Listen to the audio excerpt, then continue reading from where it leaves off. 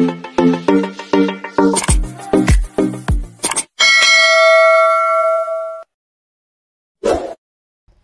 guys, good morning. So ngayon po, ang ituturo ko naman sa inyo ay ang pagluto natin ng soft tofu. So ito po yung ating tofu. Ito yung kailangan natin, green onion, chili, shallots, garlic, 2 teaspoon of sugar, 2 teaspoon of oyster sauce, at syempre yung ating liquid seasoning, Knorr liquid seasoning. So, let's start guys. Cut muna natin yung ating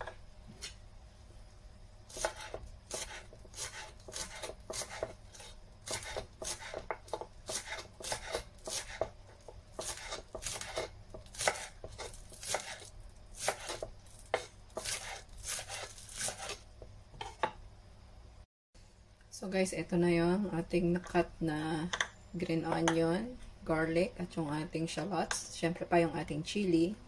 Then, open natin yung ating tofu.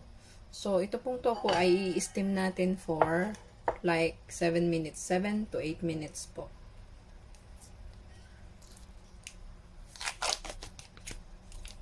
Open natin yung tofu.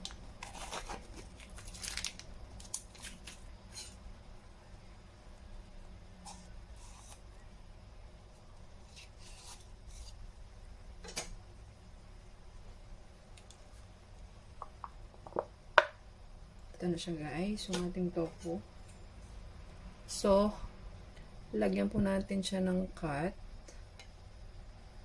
Ayan, para i-absorb niya later yung ilalagay nating sauce. Ayan. After this guys, steam muna natin siya ng 7 minutes. So, ito na guys, kumukulo na yung ating tubig. Pwede na natin ilagay yung ating tofu. So, hintayin lang natin siyang steam up to 7 minutes. Up to 7 or 8 minutes. So, normally po, ginagawa ko is 7 minutes lang. Kasi gusto ko pa yung freshness ng tofu is andun pa rin. So, balikan natin siya mamaya. So, ngayon po, habang hinihintay natin yung ating steam na tofu, mag-start naman tayong i-fry natin yung ating sauce. So, yung ating cooking oil.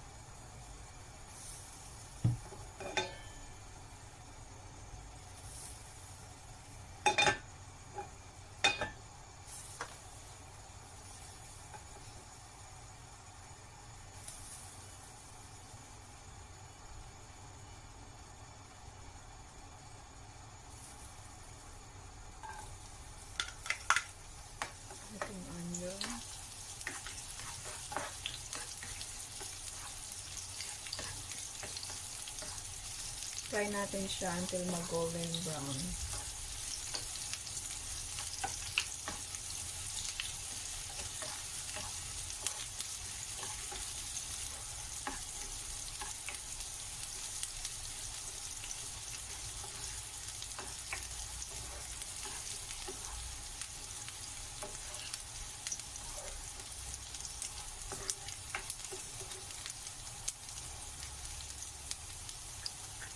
Yan yung ating garlic, of course.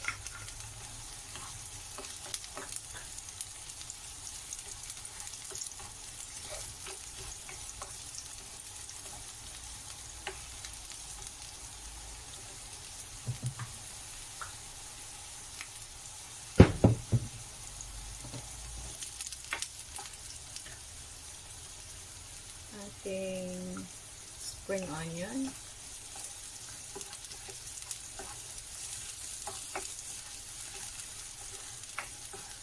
Bango-bango niya. Then, konti pong tubig. This is like 1/4 cup of water. Then, lagay na natin yung ating water.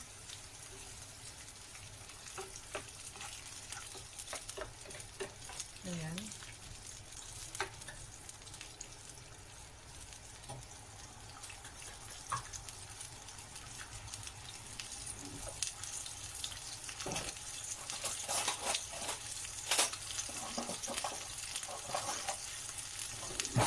Then yung ating oyster sauce.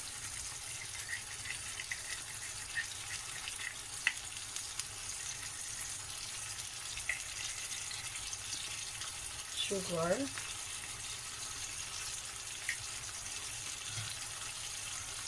At syempre pa yung ating nor seasoning.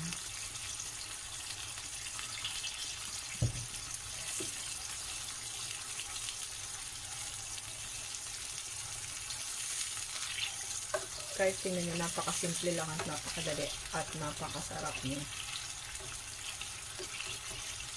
Actually guys, pwede nyo siyang lagyan also ng minced pork. Or pwede rin kayo mag-steam ng tofu with thick crab.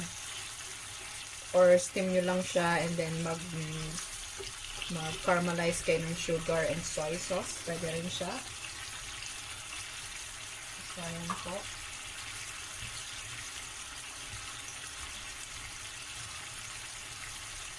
Then, yung ating chili. Kung may kids po kayo nakakain ng sweet tofu, then, kahit hindi na kayo maglagay ng chili.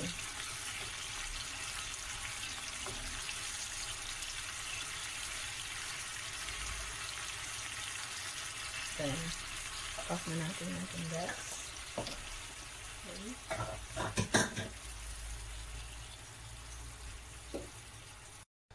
So, I guess, ready na yung ating tofu. And then, wow. So, kita nyo naman may mga water siya. So, i-remove lang natin siya. Pawasan natin ng konti. Ayan. So, ready na yung ating tofu. Okay guys, ito na yung ating steam na tofu. Then, ilalagay na natin yung ating ginawang gravy.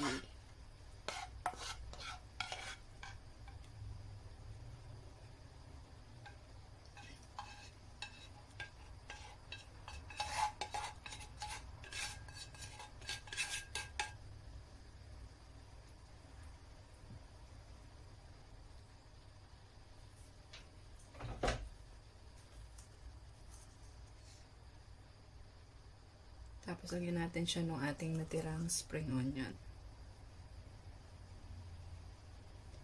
So, ready na po yung ating steam na soft tofu.